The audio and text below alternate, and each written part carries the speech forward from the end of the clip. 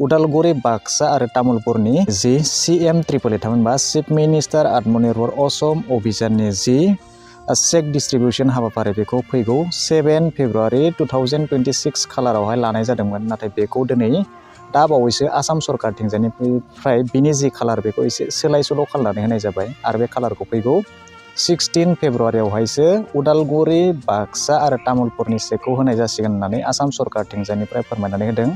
आरो बेनि जि जायगा बे जायगाया बेनो थागोन तामुलपुरनि हायार सेकेन्डारि फरायसालियानो थागोन।